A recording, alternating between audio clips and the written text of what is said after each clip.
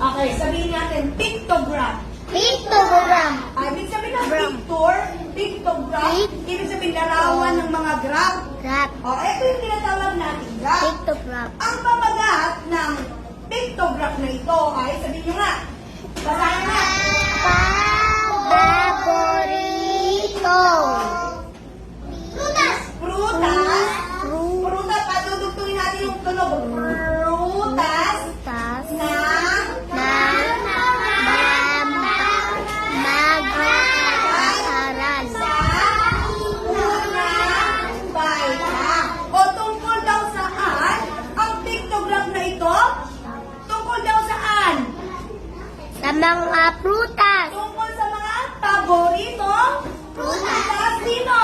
Ng mga mag-aaral sa Favorite kirahan. unang, Kayo lang ano yung una? strawberry. Grade 1. Sa unang baitang katulad ninyo. Gusto Itong ko datos na ito, apple. o pictograph na ito,